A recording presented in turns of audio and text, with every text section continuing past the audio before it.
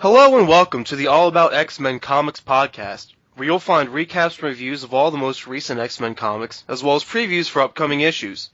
Please keep in mind this will mean spoilers, and possibly illustrate the diversity of quite a few cuss words.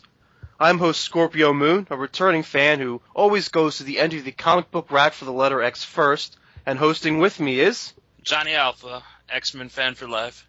We have a bit of catching up to do, so we'll be starting with the previous week first. But if you want, you can skip to 20 minutes of this podcast for our discussion of books that came out just October 30th, Devil's Night, or Mischief Night for the so inclined.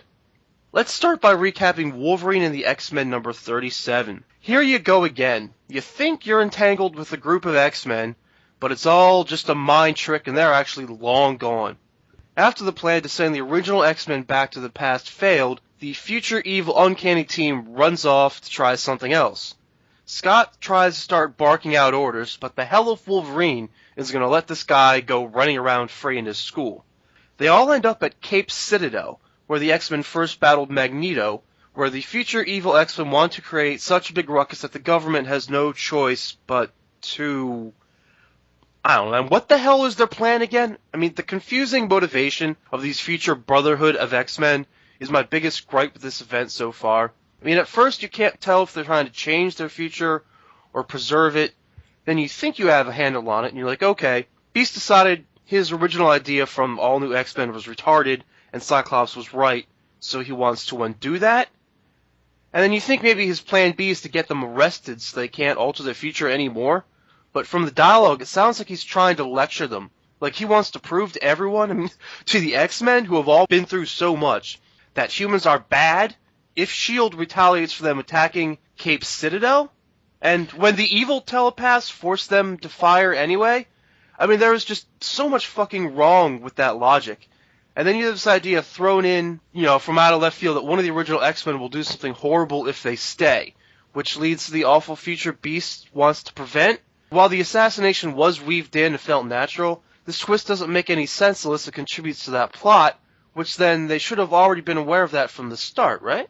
Well, the thing that I'm seeing here that they didn't cover too well, but I think it's going to be coming up, is that there was different ideals behind this attack between each of the different evil X-Men from the future. Jean didn't want to exist in the first place, so she just wanted to wipe herself out of existence. Beast thought he was wrong by bringing the original X-Men to the past, and young Xavier is just an evil little fucker, wants to see the world burn, basically, is how I see it. And they all kind of got together, but there wasn't actually a common goal between them, and I think that that's really going to come up. Well, I mean, I don't want to get ahead of ourselves, but when we cover the next issue, I will really emphasize what I mean by that. Okay, I like it. So you think they maybe kind of came together under similar motivations, but it's not like they're this, tightly knit team. They've done this before with the X-Men where, these guys kind of just want to destroy these ideals for certain reasons, but their reasons are their own. There's not one overarching ideal behind them all. Like Ray's, he just wants to kill his daddy, you know what I mean? Like all Wolverine's kids. There was really no cohesion between ideals with this team. So, yeah, I think it's going to come out that they were kind of just slapped together by their want to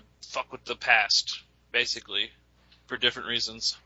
Yeah, I can certainly follow that, but I mean, I don't see how it benefits anyone. Beast saying that he's going to prove to them that humans are bad. I mean, they haven't seen enough.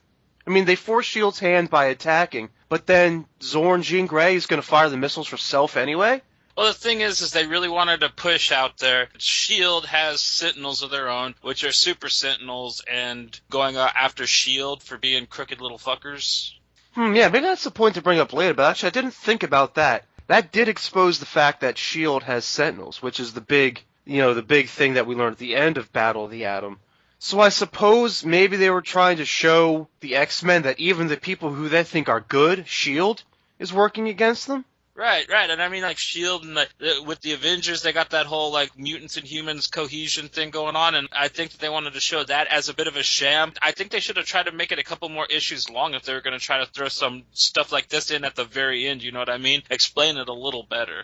Yeah, another issue or two would definitely pad that out. But I don't want to sound all bad. I mean, let's have some fun with this, because there are definitely some highlights here. Wolverine sees that he has another loser of a child, loser kid, this time with Mystique, and, says to himself out loud, I'm never having sex again. This kind of made me chuckle a little bit on its own, because having kids never works out for him, But, Fridge logic hit me a little bit later. It's not enough just for him to say, don't have sex with Mystique, because, since she can shapeshift, and has even learned to shift things like hiding her scent from him, she could be anybody. So to avoid this kid, he really never can have sex with anybody ever again.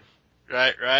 And I really liked a lot of Iceman's comments and commentaries during this issue. Bobby Drake has really kept me rolling since he's kind of come back to the fold, and I'm really happy for that. Yeah, I think Iceman, all the Icemen have been kind of a standout throughout this event. We've got some of the best lines out of them. I mean, especially after some of the weirdness they've had with that character, I think you come to appreciate him a lot more again throughout the Battle of the Atom event.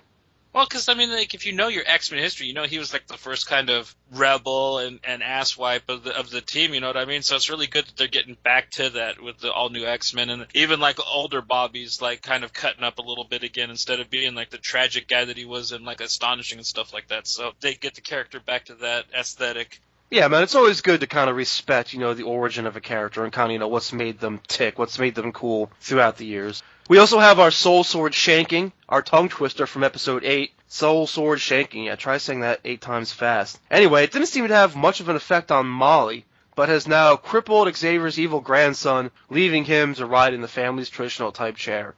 Did I promise you plot dependent or what? You did, and I actually kind of thought that was a clever one. Because I was even making fun of his gold floating wheelchair a couple episodes ago, so it's kind of good to see it back, Yeah, that's right. You were. I remember that. And yeah, I appreciate it too. It works. It works for what they're trying to do. I know you're gonna love this one. Choir on Choir. So young Choir especially is not the kind of guy who's gonna cry about the sanctity of the timeline, and his older self searches him out on purpose. As to he says, just get it over with. It's a really fun interaction. I love the Magneto was left shirt. Yeah. And the entire interaction, like you said, was hilarious. Just the one question, what he asks, and just the future Choir's response. And I just hope I die before I get old. It's an old line, but it really fit here. You know what I mean? It was really classic. Really funny little scene. Yeah, man. I just really got a kick out of that. Wolverine and Cyclops, they don't fight in this, not physically at least, but just as far as the confrontation and how they kind of settle on kind of working together, I think it went down in a believable way, and I think the dialogue served that appropriately. Yeah, the ideological sparring between the two of them in this event has just been epic. And when we get to the next issue, Battle of the Atom #2, I can't wait to unload on my enjoyable feelings for the ideological sparrings between the two of them in that issue. So. And the icing on the cake here for me, Cape Citadel. I just love that location. Even the name is kind of epic to me. It's something I have a lot of reverence for, and it's cool to see this all end up there. Right. It was one of them things that you thought got, wiped out with the Marvel Now relaunch and shit, one of the old continuities that you haven't heard in a long time, So it's good to see that come back, I agree. Alright, so let's do thumbs up or thumbs down and buy it or skip it. I'm going to have to kind of go thumbs down on this one. It really did just have so many just out-of-nowhere moments and really didn't fit the rest of this event too well. But I'm going to still say, dude, get this event and hardbound or paperback when it comes out. It's a hell of a read. It's a great event. So I almost want to go thumbs up just because I've had so much fun talking about it here. But I originally had planned to go thumbs down. They drew the wrong Iceman in the first few pages. And I kept racking my brain trying to think if it was really a mistake, or if I missed something with another shapeshifter or whatever. They all got blasted in the same room, and they all got dampened with the dampeners. If you see, the regular Beast had it too. Anybody that was near the time cube, they power dampened and stuff. So both the Icemen would have the power dampeners on them. You know what I mean? And they've never really drawn too much difference between the two of them unless they're in ice form. Then the nowadays Iceman's got the spiky hair and shit, but. Aside from that, the Bobbies are kind of really indistinguishable. Should they still both be shirtless and wearing the same pants, though? Right. I could have sworn they looked exactly identical. I don't know, maybe this is just trying to, turn my thumb more up or down one way or another, but I still just feel like I spent way too much time thinking about this issue for all the wrong reasons, and the X-Men's motivations kept turning my brain into spaghetti. I would have preferred just to, thought about the cool things I liked about it, but there's just too much nagging me after reading this, which is why I'm willing to say skip it. If you don't have it already, then I would just wait till you can read the full ending. Okay, and now we'll move on to Savage Wolverine #10. So this issue was definitely not just Wolverine moping around with this kid on some shitty planet. He ends up back on a ship, carves up some space commandos, pulls off some death-defying space acrobatics. There still isn't really a lot that you really have to say in recap, so I guess we'll kind of do the rest via thumbs up or thumbs down and buy or skip. I'm definitely going to say thumbs up, buy this. It really went from kind of 0 to 60 really fast in a very good way. And like I said, it's like Schnicked Part 2, so I'm just loving this little story arc that Jock's doing. Yeah, I'm thumbs up too. I'm not really sold on the caveman-looking Wolverine in like the first half of the issue, but the silence and simple beauty of space contrasted with Wolverine's rough edges and violent scenes make for a great-looking comic. And with slightly more plot than the almost totally silent first issue, this is one I'll say bye to. Okay, so Uncanny Avengers number 13. So, solicits are so full of shit. No one died. Now, I've already heard the defense that the phrase in question, in the solicits referred to the arc in general, but it had to be obvious to everyone that would have been read as someone dies in this issue. Anyway, Havoc and Horseman Banshee have a nicely illustrated fight, though, until Wasp cuts out Banshee's vocal cords from the inside. Captain America gets his eardrums blown out and spends the rest of the issue repeating people and yelling because I guess that's supposed to be comic relief. Is this the new thing to make Cap a goofball? I thought it was kind of funny, but yeah, they kind of have been doing that a lot lately with the Cap character, kind of just making him the senile old guy that can't hear and stuff like that. Yeah, so I'm not going to play their little, who dies game show anymore. Whatever. The big takeaways here, though, first of all, Scarlet Witch is playing the Apocalypse Twins. She doesn't plan to rapture all the mutants to the Ark. She's going to cast her spell to teleport an army worth of them here to fight the Apocalypse Twins. She's willing to do this, even not knowing that they plan to blow up the Earth on their way out. That was kind of my big kicker from a couple issues ago. We learned that the Apocalypse Twins are going to blow up Earth after they save all the mutants. I thought that was going to be why they eventually don't go along with the plan. But now Scarlet Witch has just never planned on going along with it to begin with. I saw that coming from, I think, the first one of these issues that we reviewed on the show, and I'm so right, dude. Wonder Man's dead. Him getting laid in this issue was just proof that fool is dead meat at the end of this arc. Yeah, man, that's his goodbye fuck or whatever. And they couldn't have picked a lamer character to kill, so good, man. Bye-bye, Wonder Man. Don't have to see your lame ass anymore. Yeah, no particular complaints from me either. But just to nitpick this a bit just for kicks, what if the mutants don't want to be in this army? What if they're just, kicking back, grilling some veggie burgers or playing some volleyball, and all of a sudden Scarlet Witch is like, hey, I brought you here to fight the Apocalypse Twins. Well, for the most part, if she brings most of the people from both schools there, most of them will be down to fight. I can see Goldballs whining about it, and maybe Quentin Quire or something like that, like he was trying to make out with his girlfriend. But for the most part, most of the mature, X-Men or X-Team members of any sort, or even, evil mutants aren't going to be down with this plan. They don't want to live in a world of all mutants. Who the hell are they going to fucking menace then? You know what I mean? The bad guys. So, yeah, they're going to fight these Apocalypse Twins so they can go back to, plotting their crimes against humanity, It's like, there's no humanity. What purpose is these guys' lives going to serve, Oh, yeah, that'd be interesting. What if she picks up some of the bad mutants? Some villains out there for this army. I'm just kind of, playing around with the logic right here. I'm sure it'll all come out in the wash, as you like to say. But, how do you focus your spell just to pick up just the right mutants? Even in this issue, they kind of have a thing where Thor is, spinning his hammer, and he's working on doing, a magical thing. And he kind of explains, it's not that easy. You don't just snap your fingers and make magic. You got to really focus and concentrate on doing just the right thing. And coming back to the death of Wonder Man, she's using his power to draw the spell, so she's going to need to make the spell very powerful, and that means it's going to use his entire lifespan to make it work, man. And that's how it's going to play out, bro, honestly. Reminder, he's cool. I enjoy, his narration and stuff, but he ain't exactly, subtle with his twists and stuff. I can kind of see him coming a long way away, especially in this title. Yeah, which has never been known for its subtlety. It's generally pretty overt. The other big thing here is the question of whether this united team of humans and mutants is a failure, if it's all going off the tracks, even now again with Rogue about to attack Scarlet Witch, and with the Red Skull's little book of mutant dirty secrets about to go public. The headliner being, card-carrying Avenger Mutant Wolverine murders his own son. Yeah, the Dakin snuff film. I mean, I'm pretty sure most people would applaud that. I was happy when that happened, so, I mean, I wouldn't really be mad at Wolverine for it. And, I mean, Wolverine's just kind of wallowing in the misery here. I mean, if you're a fan of suffering, tortured Wolverine, this is definitely an issue for you. And I don't think he failed Xavier. I mean, he's keeping the dream of a school alive and trying to just educate mutants, have a safe haven. But, I mean, part of the whole reason that Wolverine is an X-Men in the first place is because Xavier wanted someone who was willing to do anything. Well, not to mention, Dakin was a crooked, little stupid shit that did anything and everything possibly wrong that he could his entire tenure as a Marvel character. So, I mean, his passing was hardly sad, and it was hardly, unjustified, you know what I mean? He was part of the Dark Avengers. He was part of, so many evil things that, it's like when he finally met his demise, can you really be like, oh, man, Dakin's dead, yo? That's never going to be uttered. Yeah, I was not exactly, I wasn't all broken up about it or anything when it happened. I mean, I think the best line I ever read came from a review somewhere. Someone was reviewing, actually, it was the first time he died.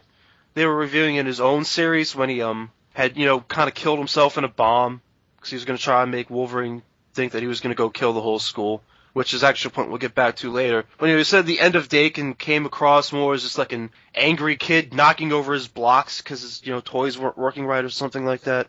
Sounds about right. I mean, honestly, I didn't think that they could write a stupider character until Rays came out. Wolverine kid does not have intelligent children. I mean, he should try to find some smart mutant girl to bang for once. You know what I mean? Yeah, I wouldn't mind seeing a Wolverine kid who doesn't suck. Well, we get that in Ultimates. We got Jimmy. Jimmy's awesome, so... Yeah, there's Jimmy. Or how about, what about that caveman kid? For the most part, the ones that we get, that get series and get, put out in, big Marvel events, they're kind of just Jesus, Wolverine, do you have any intelligence swimming around in your sperm at all? And, what kind of women do you fornicate with to just have such retarded, evil children all the time? Yeah, man, for real. So Horseman Dakin beats the shit out of chained Wolverine, and then, really lay it on, tells him that not only did Sabretooth videotape Wolverine killing him, but Dakin says he knew Sabretooth was playing them against each other, and he only went along with it because he never thought in a million years Wolverine could go through with killing him. Now, this is going to look pretty bad on the news, especially because the old, my future self told me this guy is going to massacre my whole school of kids, isn't a defense that really holds up in court. So Wolverine feels like a real failure. He's utterly defeated body and soul at this point. Rogue takes his powers to go save the day. Wolverine questions how much he's really changed, which gives you a lot to think about, but this is another time where I find myself distracted too much by the wrong thing for the wrong reason. So Wolverine is killable in this too, right?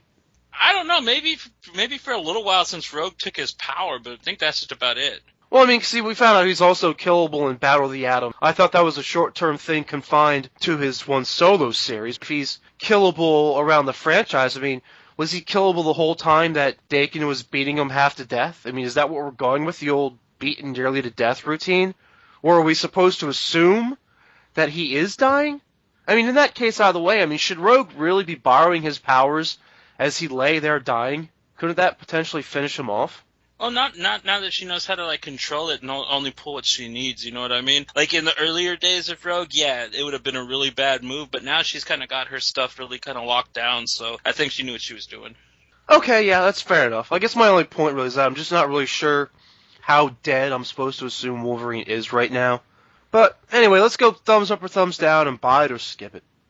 I'm going to go, thumbs down, and I'm going to say go ahead and just get this when the trade paperback comes out for it, because I'm pretty sure it's going to be a nice little arc. Just this issue by itself was, it was just, you could pick it apart to pieces like we just did, and sure, we made it sound bad, but in the grand picture of things, I'm pretty sure it's going to still lend very well to this story. I'm going to go thumbs down because I was so turned off by the bullshit solicits, which I know isn't fair to the book or its creative team, which is why maybe to kind of even it out, I'm going to go with buy it. I mean, for the kind of gimmicky idea that they have, they're still pulling off this X-Men Avengers team-up book pretty well. Well, this just didn't lie. I mean, they pretty much told us that who is going to die soon, you know? I mean, like we said, Wonder Man, he got laid. He's dead. It's dead giveaway. All right. I mean, Now, someone better die soon, though. They got me bloodthirsty now, man. What can I say? Okay, so moving into the most recent week, we'll start with Battle of the Atom number 2, the end of the event.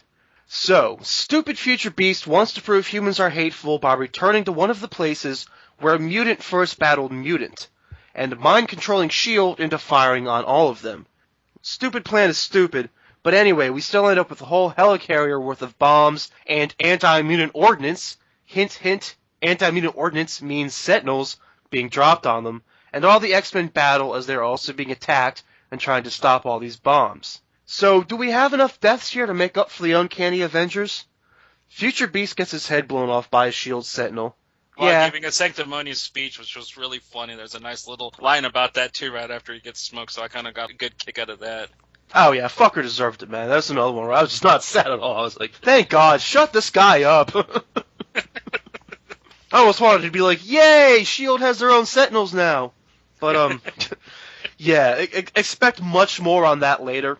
One of them kills Future Jubilee as well. Evil Xavier's grandson mentally wipes out Future Colossus, and Future Jean uses so much power, she blows herself up. And there are some more gains and losses just beyond the deaths of mostly Future X-Men, who I don't know how much anyone really cares about, but Storm's future daughter is staying, tasked with hunting down the remaining Brotherhood, as Evil Xavier's grandkid, Ice Beast, and Mystique are still around and presumably on the run. And probably Deadpool, too, right? Yeah, probably Deadpool. I mean, we were led to believe that Deadpool was pretty much dead, but it's Deadpool. He's probably not. Yeah.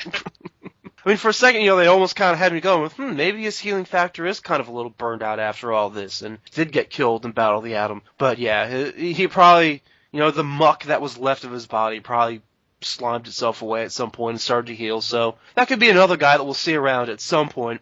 Throughout the endings here, Kitty is pissed that no one ever really took her side, so she emo quits the school, and in our last big shocker, the original X-Men decide that since no one seems to want them around, they're also taking off.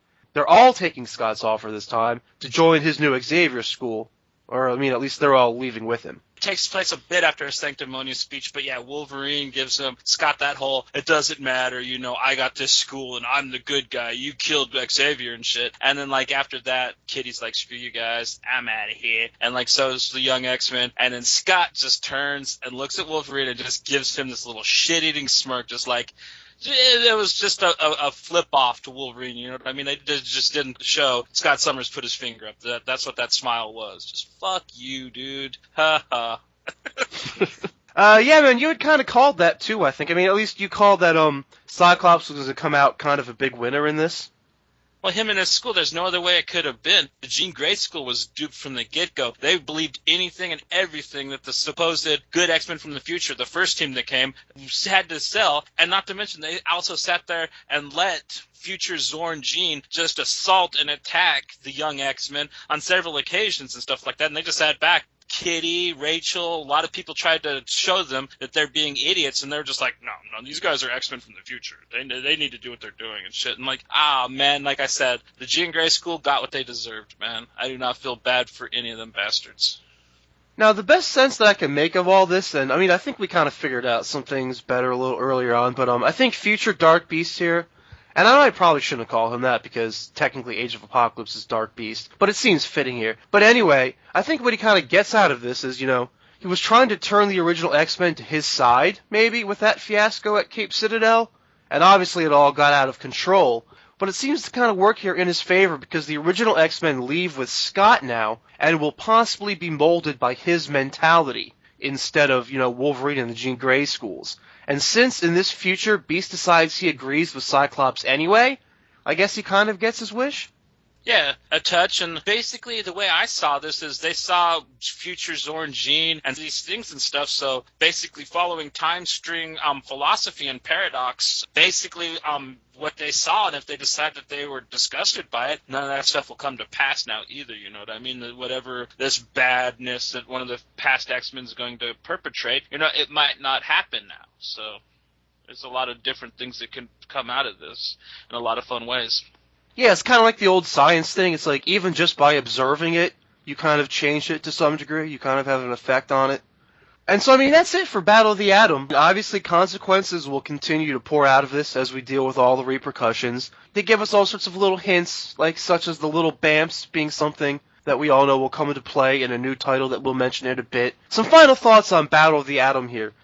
If you're like me and you wanted consequences from bringing the original X-Men out of the past, I mean, I'm not even talking long term, but just for that immediate action. It took no less than 4 squads of X-Men from 2 eras of time, 10 issues worth of comics, just to decide how to respond to that. I mean, just to respond to it happening, and you know, what to do about it. I mean, it's not like they even came to a conclusion after all this. I mean, all that really mattered was who was standing when the dust settled. And they mentioned Schism by name here, and I think the battle itself pays a lot of reference to it. I mean, you've even got, you know, X-Men fighting each other as a Sentinel is attacking them.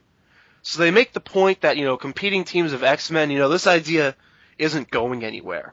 And this, you know, this concept is going to continue, and this event is just one more big confrontation within that ideological war. The idea of an ideological war goes back to the beginning with Magneto and Xavier, too. So I think this event really carried on the spirit of the X-Men strongly. Oh, for real. I had a lot of fun with this event. There was a couple issues that I wish, like, better stuff happened, maybe a little more action towards the beginning and middle-ish. I really wish they didn't wait till the end to do everything, but when it all was said and done, it's a hell of a read and a fun one at that. So wrapping up Battle of the Atom number 2, I'll go both thumbs up and buy it. I mean, I hope I don't use the word epic too much, but it's a pretty epic X-Men moment. Even if this was the only book you read out of the whole event, I think it would be worth it just to set the tone for the franchise going forward. And I'm going to go thumbs up, and I'm going to say buy it, and definitely buy the collected edition of it when it comes out. I really love this issue for the 4 different epilogues that you got. Each writer for each X-Men series put their own little finishing touches on it, and I kind of found each of them to be interesting in their own way.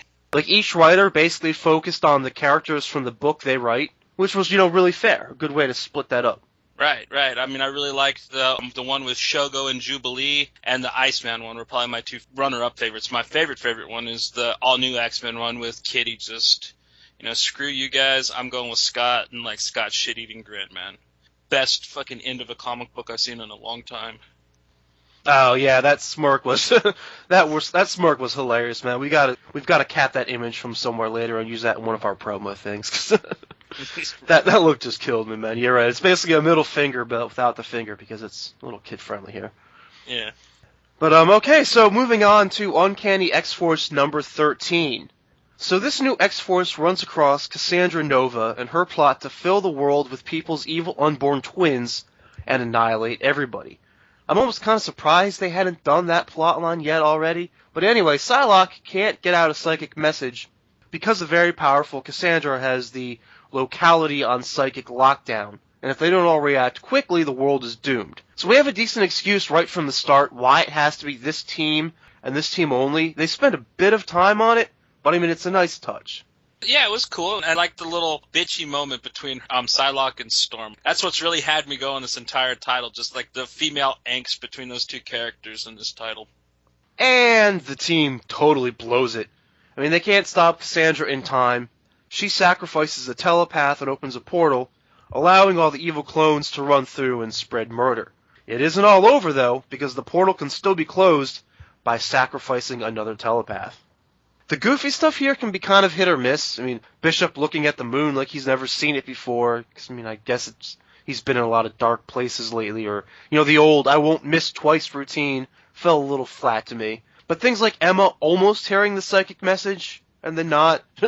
Yeah. Did you say something or Magic's just like, no, bitch, what?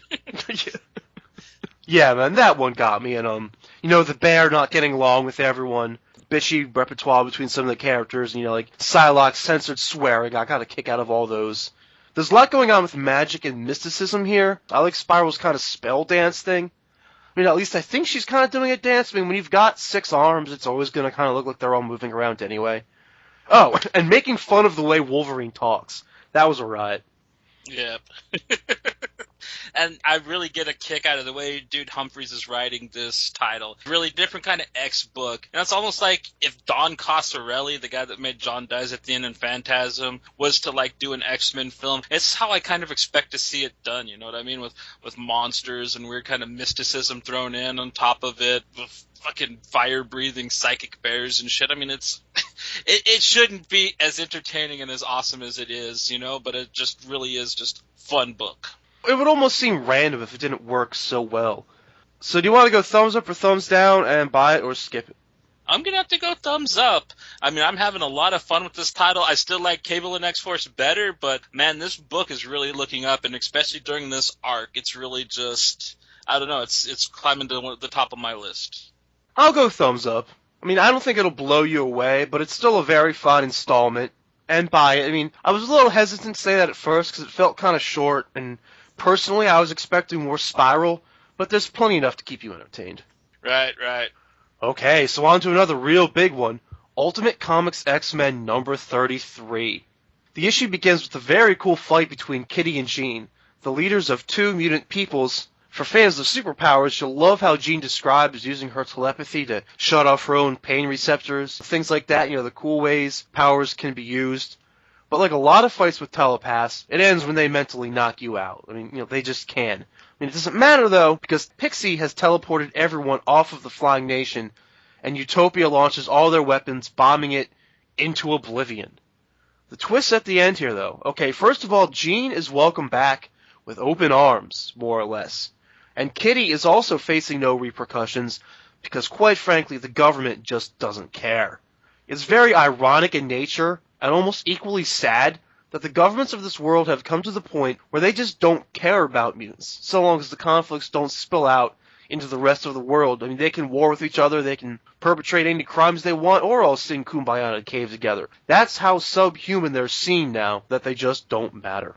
Kitty, she's sitting there, I'm guilty, I'm a war criminal, and she's just like, there really is no war, you didn't fight in America, and practically Asia's happy that Tian's gone, so we're not charging you, we don't even know what to charge you with, you know, go home and quit being so dramatic, little girl. And I kind of felt bad for Kitty, because she, like, wanted to own up to, like, you know, she thought she was being a bad guy, or, like, she did something irredeemable, and it was just kind of, like, got blown off by, like, the world's government, that just, like, you ants killed a couple other ants, you know, like, you know, fuck, we don't care. It was almost tragic, but it was uplifting, too, because I'm a big Brian Wood fan. I read DMZ, and DMZ had a very similar ending to this, but it was also very tragic. Like, Maddie Roth gets locked up as a war criminal for life. So I was kind of expecting something like that, but this was almost like the Wayne's World extreme happy version of that ending. I was kind of really glad to see that.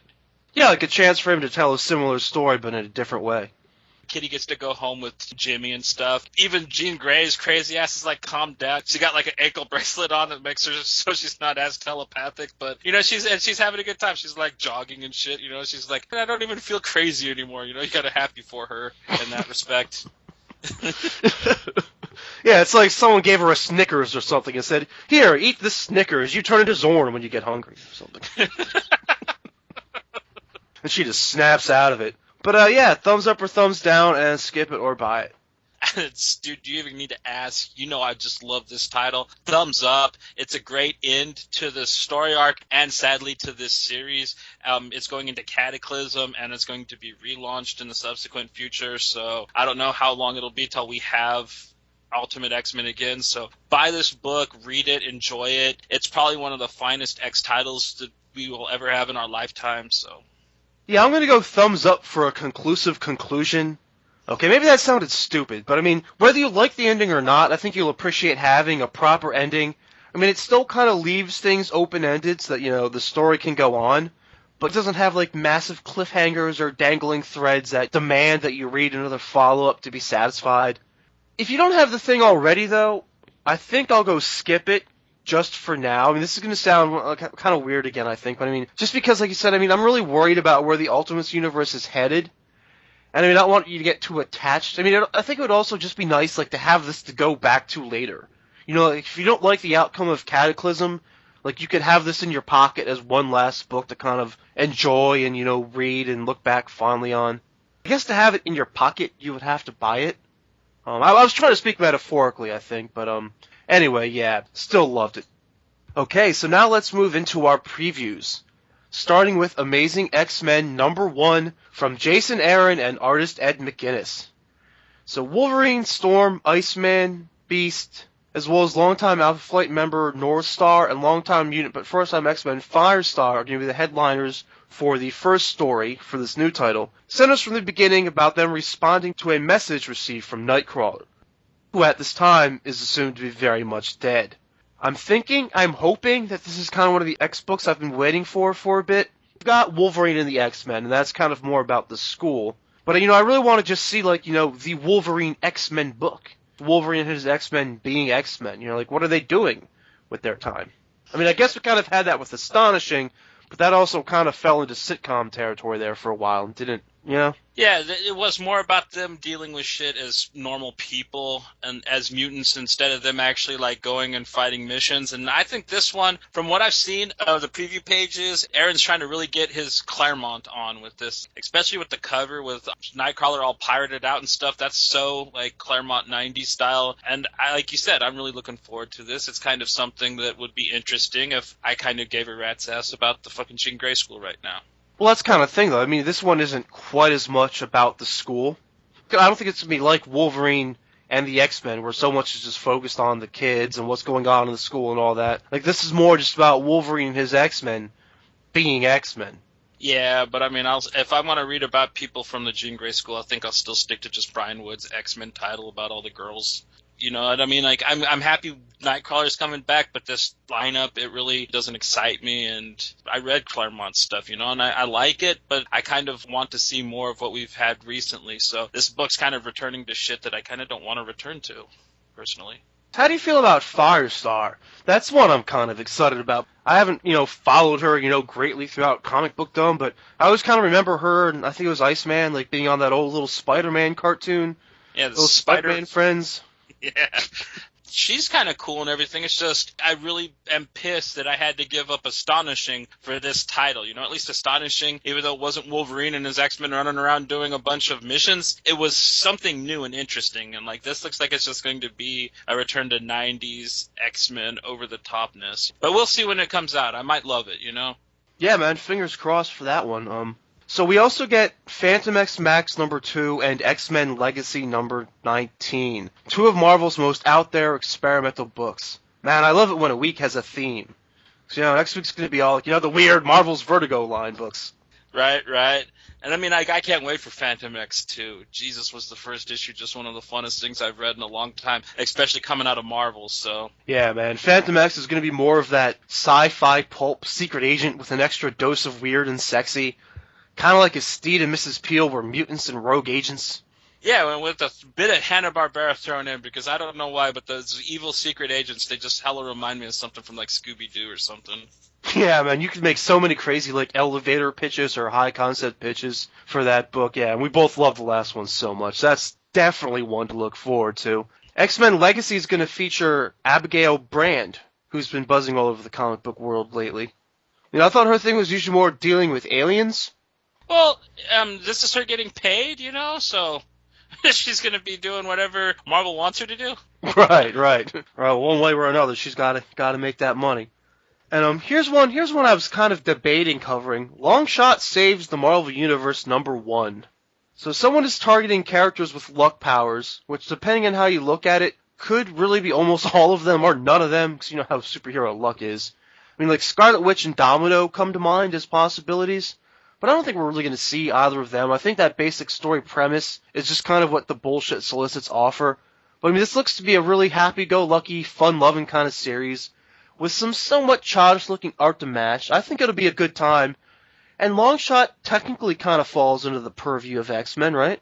Of course, man. He was in Peter David's X Factor for, 40, 50 issues. So, and before that, he was in X-Force and several X-teams throughout the time. So I would put him above. We skip Deadpool all the time, and we should actually cover his books too. So, and this does kind of sound like it's more in the purview of those Deadpool kills Deadpool type of things that Marvel's been pooping out lately. But I don't know, this one seems more fun. It seems more original, because Longshot, it's been, I haven't heard of him since, X-Force ended and him and Shatterstar were being messed with by Mojo, Has a great issue, by the way. But yeah, it's going to be good to see his crazy ass again with his mullet.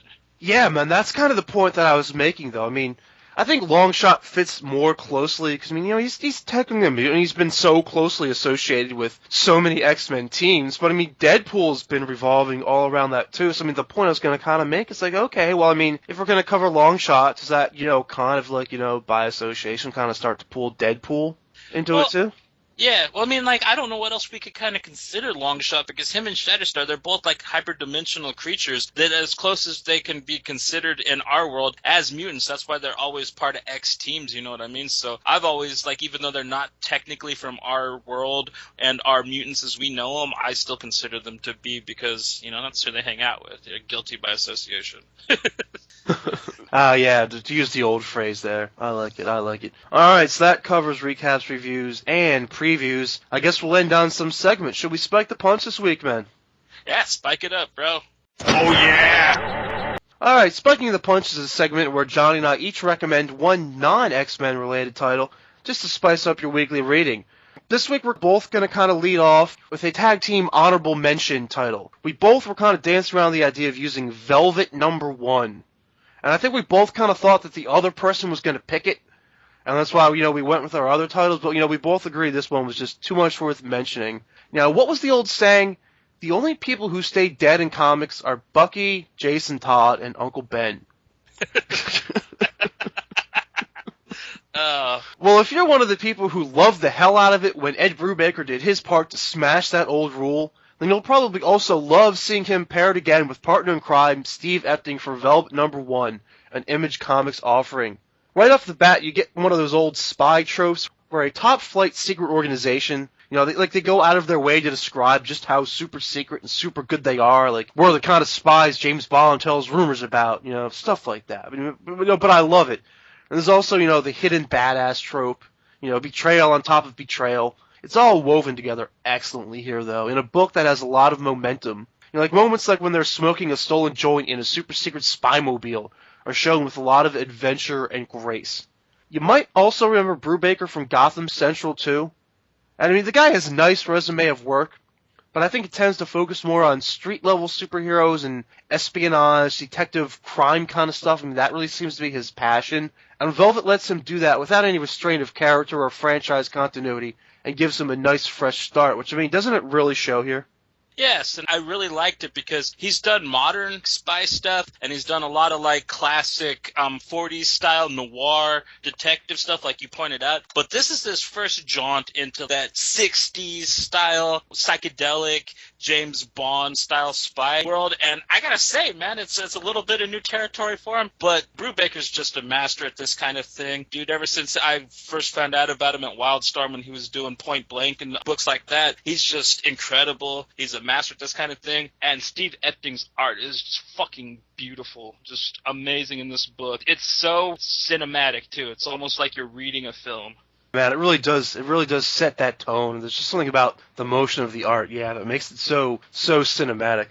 So that's our honorable mention runner-up Spike the Punch for the week. But Johnny, you want to take us into your choice? Yeah, my choice is also another Image Comics offering. It is Pretty Deadly, which is like this kind of really odd, beautifully drawn gothic cowboy horror story, which basically this issue is just a really good setup for it. You find out that the Grim Reaper had a baby, or at least that's the myth that's been sold here. Basically, there's this cowgirl, Ginny, that rides in the night and brings death to people that deserve it, and you follow these traveling performers that spin this tale from town to town. It's an old blind man and a girl who wears a vulture costume. They're very interesting, and they are being hunted by these outlaws for some reason. I really like how etheric it is and kind of convoluted it is off the start. I love books that don't just give everything away right off the bat. You got to get a couple issues into it before you really get what's going on. I just love that aspect Image brings to a lot of its books. I know that this book has been getting a little bit of bad press lately, but I don't know why, man. I had nothing but fun with it, and I got to say that I'm just loving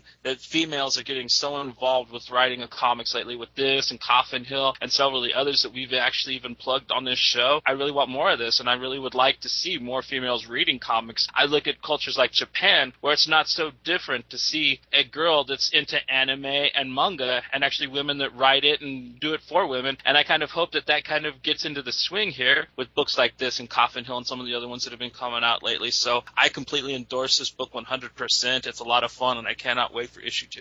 I think the whole creative team is female, except for like just the letterer or something, man. Yeah, the guy that does the lettering is the only guy in the entire creative team. But yeah, Pretty Deadly is going to be an adventure, man. The poetic nature of narration leaves you to wonder how much is straight up and how much is metaphor. I mean, especially regarding the main character, who we haven't really met yet. Because, I mean, like, you know, just like in the story where you have harbingers who build up the myth of a hero before they ride into town, you know, that's what this issue of the comic does. You know, we've also got a blind man who isn't really blind, and we're still waiting to see if it's going to be like a supernatural thing with him, or kind of just more of an emotional crutch.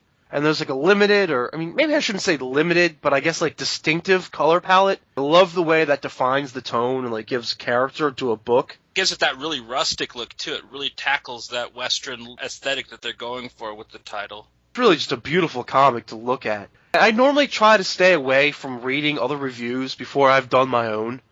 But now I couldn't help but notice this kind of like rumor story going around about a store owner hating the book so much that he tore up a copy in front of customers. So I had to look into that a little bit. I mean, basically the biggest complaints I hear about this book amount to, it makes no goddamn sense. Some of the storyline is a little convoluted, the way they're kind of like, you know, bringing all these characters in and like, you know, kind of waiting for them to, you know, like to mash together.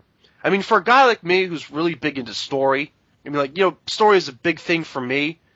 And that's why a big part of why first issues and single issues in general can sometimes be a little dissatisfying for me. You can't tell the whole story in the first issue. Like, you know, what the fuck would be the point of that? I mean, sure, it's a little scattered storytelling-wise, but I mean, it's an establishing issue. I mean, you meet some characters, you sit down some mysteries. It's no more confusing than any other first issue of a comic, especially for an indie-ish type project with new characters and a new universe that you aren't already familiar with.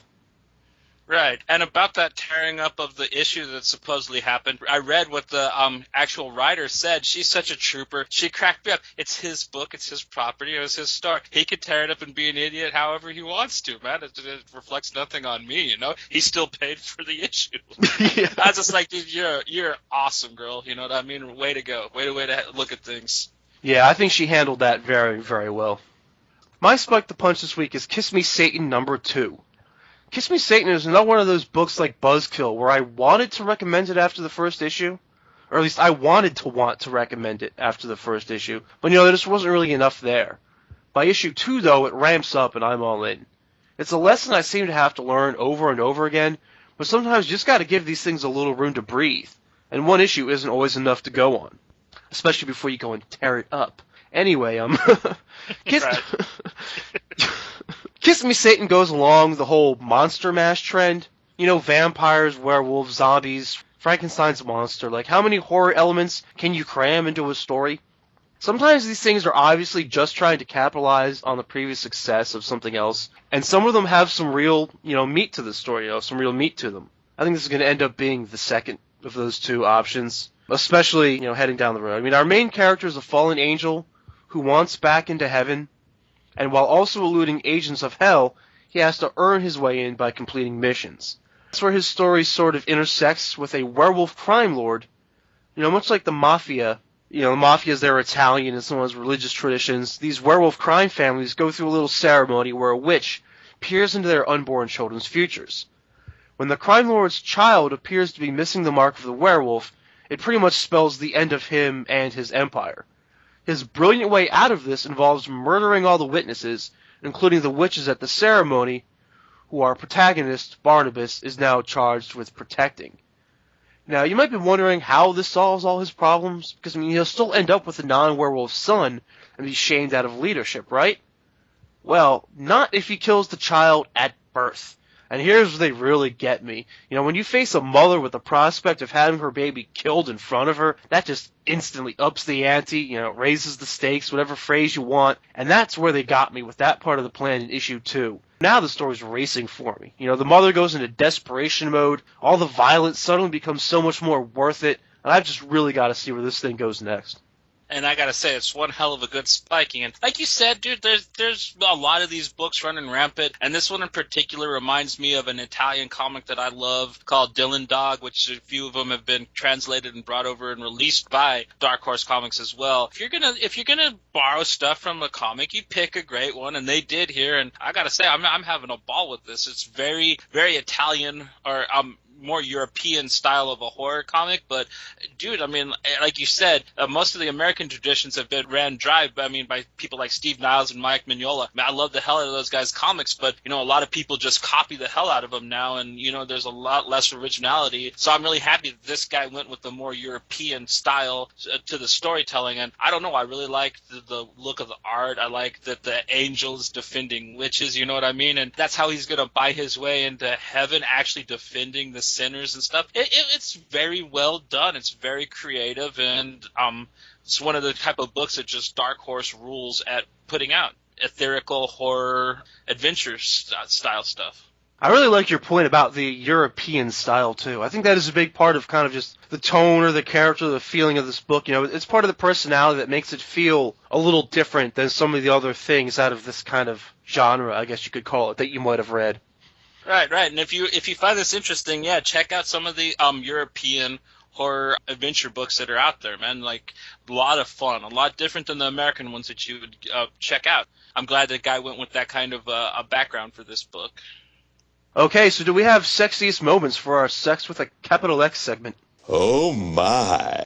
Oh my. Yes, I do. I have a runner-up, and I have one. Okay, my runner-up is going to be Rogue with Wolverine's claws at the end of Uncanny Avengers. I don't know why, I just found that very striking and very sexy. And then my sexiest moment is going to be when Magic picked up both soul swords and went Darkchild. Man, that was hot, dude. She's just like wigged out and just like, I'm gonna burn the world to cinders, Jean Grey, and then I'm gonna fuck you up and stuff. It was very sexy. I always loved any choice that involves magic. Nicely done. Yeah, that was a solid scene. For me, I'm going to go with Uncanny X-Force number 13. Man, why is every week that there's an Uncanny X-Force book coming out, or every week that this book comes out, it always ends up making my sexiest moment. And here I've got to go with Psylocke in her black latex bodysuit. I mean, she was just really rocking that thing and looked so fierce with her sword. Real fierce. Right, yeah. Betsy's always a safe choice, man. Yeah, and yeah, that book makes this segment easy. Okay, so I know our podcast can be a little all over the place, and I don't know where exactly you are listening to it right now, but do keep in mind that you can find us on Facebook.com/AllAboutXmenComicsPodcast. That's kind of going to be one of our new little homes on the web. That's where you can find links to our streaming audio, links to our downloads, and of course the new interactive video that we've got that Johnny is putting a hell of a lot of work into, and is seriously fun to look at. And that will do it for this edition of the All About X-Men Comics podcast. See you next week.